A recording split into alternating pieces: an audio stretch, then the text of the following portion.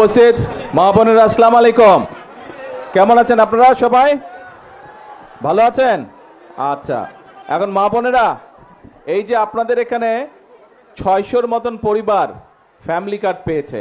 আমি জানি আরো অনেক পরিবার এখানে আছে যারা এখনো পায়নি, ইনশাল্লাহ তারা পাবে। আমরা নির্বাচনের আগে আমরা বলেছিলাম এই দেশের মানুষকে যে বিএনপি সরকার গঠন করতে পারলে আমরা অনেকগুলো কাজ করতে চাই মানুষের জন্য এবং দেশের জন্য। তার মধ্যে একটি কাজ ছিল, আমরা বাংলাদেশে, সারা বাংলাদেশে প্রায় 4 কোটি পরিবার আছে, পরিবার মানুষ না, 4 কোটি পরিবার আছে। আমরা এই পরিবারের যে নারী প্রধান, সেই নারী প্রধানের হাতে আমরা ধীরে ধীরে ফ্যামিলি কার্ড পৌঁছে দিব, এরকম একটি কথা আমরা বলেছিলাম। আজকে এই গৌরনদীতে প্রায় 600 পরিবার এই ফ্যামিলি কার্ড পেয়েছে। আরও পরিবার বাকি আছে, তাদেরকেও ইনশাল্লাহ আমরা পৌঁছে দিব। আমরা সরকার যখন গঠন করলাম, সরকার গঠন করার পরে যেই বাজেটটি আমরা পেয়েছিলাম, সেই বাজেটটি হচ্ছে আমাদের আগের সরকারের তৈরি করা বাজেট। সেই বাজেটে তারা ফ্যামিলি কার্ডের জন্য কোনো বরাদ্দ রেখা নেই। আপনারা নিশ্চয়ই পত্রপত্রিকায় পড়েছেন যে গত কয়েকদিন আগে আমরা সংসদে, জাতীয় সংসদে আমরা বাজেট উপস্থাপন করেছি এবং সেই বাজেটে আমরা ফ্যামিলি কার্ডের জন্য অর্থ বরাদ্দ রেখেছি। আমরা গ্রামের যারা আছে, গ্রামের যে পরিবারগুলো আছে, খেটে খাওয়া মানুষের যে পরিবারগুলো আছে, অসহায় দুস্থ যে পরিবারগুলো আছে, আমরা ধীরে ধীরে প্রথমে তাদের হাতে ফ্যামিলি কার্ড পৌঁছে দিতে চাই। এবং আমরা এই বছর, আগামী 1 বছরের জন্য যে বাজেট আমরা বরাদ্দ রেখেছি ফ্যামিলি কার্ডের, সেই বাজেটের উপরে ভিত্তি করে আগামী 1 বছরের মধ্যে সারা বাংলাদেশে আমরা 41 লক্ষ পরিবারের কাছে আমরা ফ্যামিলি কার্ড পৌঁছে দেব ইনশাআল্লাহ। সেই হিসাবে এটা আগামী বছর, তারপরে আরো 4 বছর থাকবে। এইভাবে আগামী 5 বছরে ধীরে ধীরে সকল পরিবারের কাছে আমরা যাওয়ার চেষ্টা করব ইনশাআল্লাহ। তো আগামী 1 বছরে যে সারা বাংলাদেশে, আগামী জুন পর্যন্ত সারা বাংলাদেশে আমরা 41 লক্ষ পরিবার দিব, পরিবারের হাতে ফ্যামিলি কার্ড পৌঁছে দিব। সেই হিসেবে প্রত্যেকটি উপজেলায় গড়ে প্রায় 7,000 পরিবারের কাছে, প্রত্যেকটি সারা বাংলাদেশের প্রত্যেকটি উপজেলায় আমরা 7,000 পরিবারের কাছে গড়ে আমরা ফ্যামিলি কার্ড পৌঁছে দিব। তখন ইনশাল্লাহ আগামী বছরের মধ্যে আপনাদের এইবার যেরকম 600 পরিবার পেয়েছেন, ইনশাল্লাহ আরও কয়েক হাজার পরিবার আপনারা ফ্যামিলি কার্ডের আওতাভুক্ত হবেন। আমাদের ফ্যামিলি কার্ড করার উদ্দেশ্য কী ছিল? এই যে আমি আসার সময় দেখলাম অনেকগুলো স্কুলের বাচ্চা মেয়ে দাঁড়িয়েছিল। আমরা যেটা মনে করি, আমরা বিএনপি যেটা মনে করি যে এই যে আমাদের বাংলাদেশ, এই বাংলাদেশকে যদি সামনের দিকে এগিয়ে নিয়ে যেতে হয়, তাহলে পুরুষের পাশাপাশি নারীদেরকেও শিক্ষা এবং একই সাথে অর্থনৈতিকভাবে আমাদের স্বাবলম্বী করতে হবে। আপনাদের নিশ্চয়ই অনেকের মনে আছে, দেশনেত্রী বেগম খালেদা জিয়ার সময় দেশনেত্রী বেগম খালেদা জিয়া মেয়েদের শিক্ষার জন্য ক্লাস 1 থেকে ইন্টারমিডিয়েট পর্যন্ত উনি ফ্রি করে দিয়েছিলেন, শিক্ষা ব্যবস্থা ফ্রি করে দিয়েছিলেন।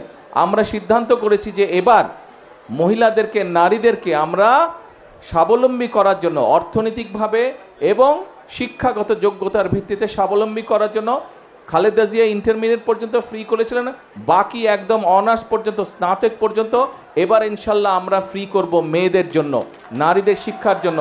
নারীদের শিক্ষা ব্যবস্থা আমরা স্নাতক পর্যন্ত বা ডিগ্রি পর্যন্ত, আমরা স্নাতক পর্যন্ত, অনার্স পর্যন্ত আমরা ফ্রি করব। এবং শুধু ফ্রি করব না, যে সকল মেয়েরা ভালো রেজাল্ট করবে তাদেরকে আমরা বৃত্তির ব্যবস্থা করব ইনশাল্লাহ সরকার থেকে।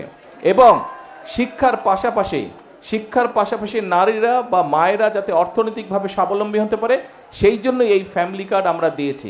এই যে এখানে আমরা 3 জন মায়ের সাথে কথা বললাম, এর বাইরেও আপনারা প্রায় যে 600 মা আছেন, আপনারা নিশ্চয়ই গত 2 মাস যাবত যে ফ্যামিলি কার্ড পাচ্ছেন।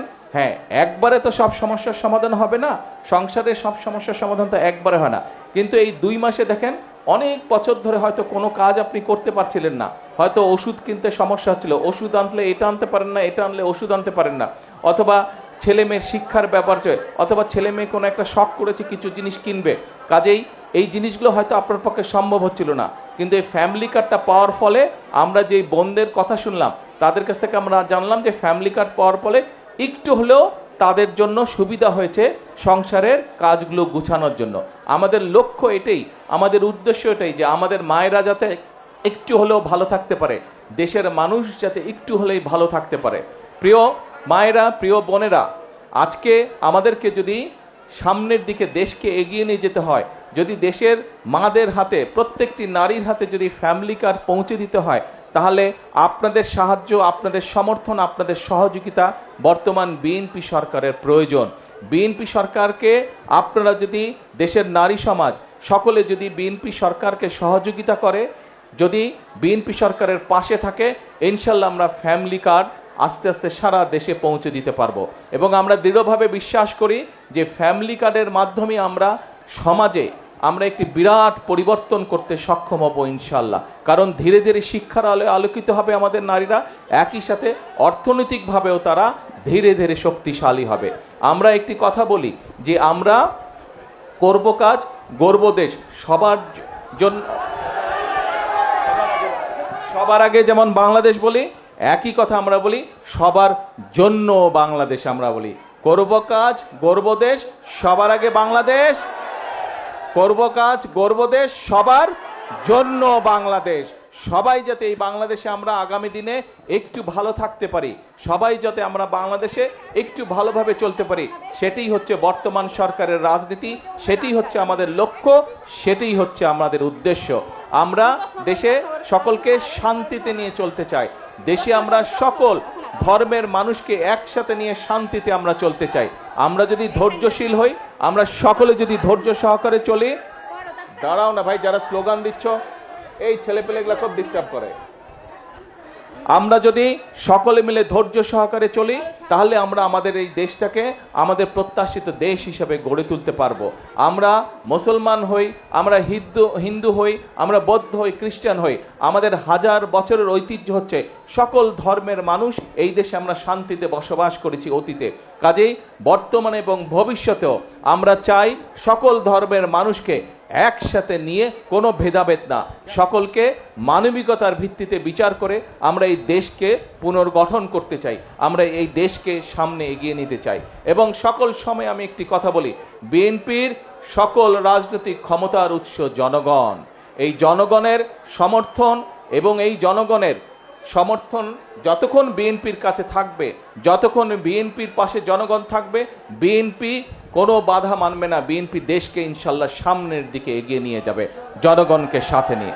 আপনাদের কাছে আবারও, আপনাদের কাছে এবং সারা বাংলাদেশের দল মত নির্বিশেষে, শ্রেণী পেশা নির্বিশেষে, ধর্ম মত নির্বিশেষে সকল মানুষের কাছে দেশকে এগিয়ে নিয়ে যাবার, দেশকে পুনর্গঠন করার সমর্থন ব্যক্ত করে আমার বক্তব্য আমি শেষ করছি। ইনশাল্লাহ আবারও আসবো আপনাদের এলাকায়, আবারও আপনাদের সাথে কথা হবে। আল্লাহ হাফেজ। বাংলাদেশ জিন্দাবাদ।